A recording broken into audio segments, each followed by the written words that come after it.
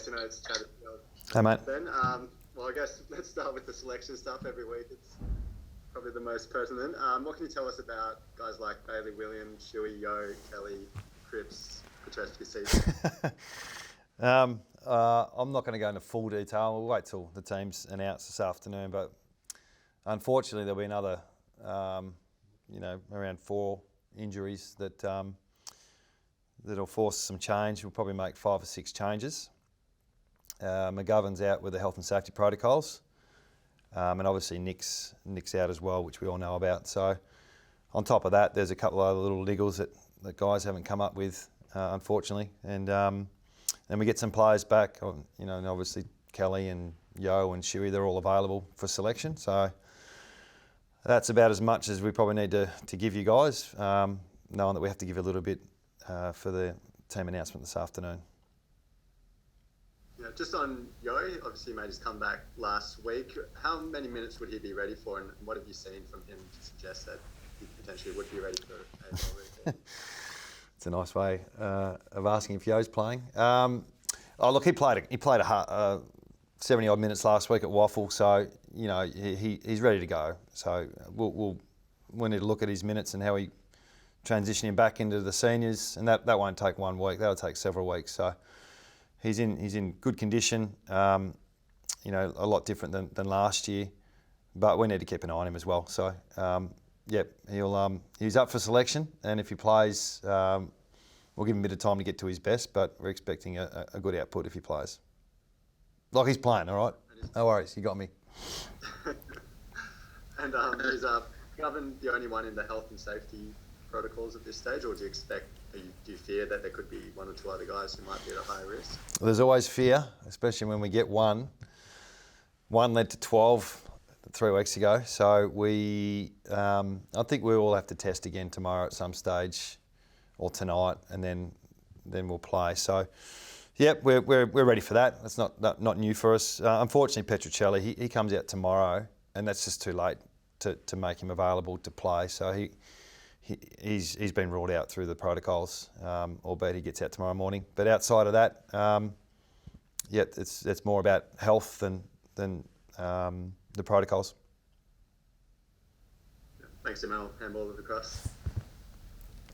Just on McGovern, obviously he's been in stunning form. How much of a blow is that to lose him? He's in career best form, Gov, and that's on and off field. So his ability to stand up from a leadership point of view, I think he's gone to another level. And sometimes being a good leader, it's hard to play well at the same time. And I think he's grown so much in that role. So yeah, he's a big out. He's a big out, and but we've dealt with that all year with players going in and out of the side, and unfortunately, another 6 changes is not ideal for us. We haven't been beneath that, I don't think, this year, which is remarkable, really, that we can't get that synergy. But that's just the way it is. But he's been really good. He's all Australian form, absolutely. So, yep, we expect someone to come in and play the role. It might not be as good as the way Gov does it, but we still expect someone to come play the role. And just on selection, I know you're reluctant to say too much, but is there a balance you need to strike with guys coming back who haven't played much or come back underdone? I know you had that problem a bit last year. Yep. No, there's that. And then there's just the synergy piece, really. It's probably more the continuity rather than the fitness. I mean, it's early in the year. Some of the guys coming back in have only missed a couple of weeks. So the biggest challenge from a coaching point of view and the playing point of view is to get everyone on the same page on field, and that takes a bit of time. So to think it's just going to click because we get some names back is a bit naive. And we're aware of it. It's not really a fitness thing. It's more synergy that we're looking for, and trying to play our way, and playing a really good side this week in Sydney that they're in a really good space. So that'll be a massive challenge for us, but we can't wait. Adam, how cognizant are you of the people that played roles for you last week and were integral to that victory against Collingwood, making sure you reward them by picking them again, some of your lesser lights, if you like, that played significant roles, as opposed to them making way for the bigger names coming back? We'll do both, Duff. I mean, you can't deny the unity of the group, and we've focused really hard on the guys playing every week, not the squad, mainly because there's been so many new faces.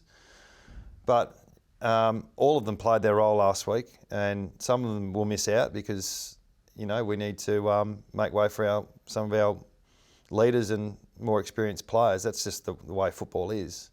But the expectation is whoever comes in just plays their role, and that's the way we've been working. And we're really proud that our list is deeper than it was 4 weeks ago. So that should be a real positive for us. But there'll be changes, there has to be. But like I said, there's up to 4 injuries again, so it's not exactly too many forced changes, that we're just not quite there yet with our list and the health of it. So, but those challenges will come, Duff, definitely, that players playing their role may find themselves out of the side through some of the experienced players coming back at this stage. And how do you manage Luke Shuey's return, given recent history with soft tissue and obviously the 2 weeks out of it? Yeah, well, we took a calculated risk last week. He was technically, unavailable, but we could have really pushed it, and we didn't.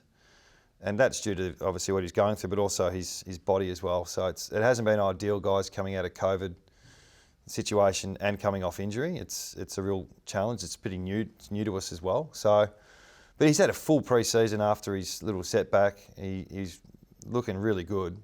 So managing his minutes and his time, that'll be for forever now with him. But it's not to say he can't play 90, 100 minutes. It'll just be done in a different way. So that's our plan with Boots, and that's the way it'll be. Adam, have you been able to settle on a potential ruck lineup or a combination in there to try and combat the loss of Nick? Oh, not just yet. It's only been a week. We'll see how the ruck combo that we get going this week looks. Strategically, I suppose, we worked really hard over pre-season to get Stranatica to the club. And then getting Hugh Dixon as well has given us a bit of depth and a bit of maturity. So along with young Jamison and Jack Williams, we've got some bodies there we can use. So I dare say we'll look at a lot of those. We have already looked at a few. So that'll be a work in progress for us. But it's exciting. There's some guys are going to get real opportunity, and it won't be for 1 or 2 weeks. It'll be for several. So yeah, looking forward to seeing what that mix looks like. And in terms of, I guess, not only this year in this sort of 12-week block, but going forward as well, I think Bailey's 21 and the others are, obviously a bit younger as well. Luke's obviously had a bit of experience at Fremantle, but how do you see your overall ruck stocks as it stands? Well, like I just said, there's some bodies there, so now we get to see what they're like, so they'll get opportunity. And I think 3 weeks ago, if you had said Hugh Dixon was going to second ruck for us and do a really good job against Grundy, you probably wouldn't have thought I would have said it. So we're looking forward to giving them opportunity to grow into the role. Nick's going to be out, up until the second half of the season. So a great opportunity for guys to grow. I think last time this happened, it was more, Vardy and Lysett type of, and Hickey and those type of guys. Now we've got 21-year-olds. So that's probably where we're heading from a list transition point of view. And it just gives us an opportunity to have a look at them the next, whatever weeks it'll be until Nick comes back. And you mentioned you were pretty keen to get Luke to the club strategically wise. What does he offer that sort of, I guess, appeal to you guys as a club? Well, he's got experience. He's a mature age. He's got really good skills. He unfortunately did a bit of plantar fascia, I think, during pre-season. So he didn't really get a good run at it going into pre-season. But he's played minutes now at Waffle, and yeah, he's got good craft. So, yep, that's for him. There's opportunity there this season, especially in the next 6 to 10 weeks. Does Greg Clark get a look in, or is he someone you'd like to see a bit more of through Waffle? No, he'll play Waffle this week, so he'll get some minutes. It's his first game, so he's not available for AFL, but he'll play at Waffle Eagles, and we'll see what we get with him. Adam, was there an update on Luke Edwards? Yeah, there is. He just had a bit of a grumbly groin, which forced us to sub him. So he'll be unavailable this week. So, but I don't think it's too bad. So it might be just a week off, trying to look after the kid a little bit. He came back from an extended period off, went straight into the seniors when we lost all those players against North. I think we subbed him the first week, and then we just need to manage him as best we can. We see him as a long-term prospect for us, and we don't want to rush him back in with his body, so he'll have a week off. And Josh Kennedy, you alluded to the fact on the weekend you were going to rest him, and then he convinced you wanted to play. What's another 6-day break? Is he needing a rest, or where's he? Yeah, I don't want to go through the whole side today, guys. It's these are really awkward doing these press conferences 3 hours before the team's announced, so let's just wait till we announce the team. But yeah, JK's, he wants to play every game he possibly can.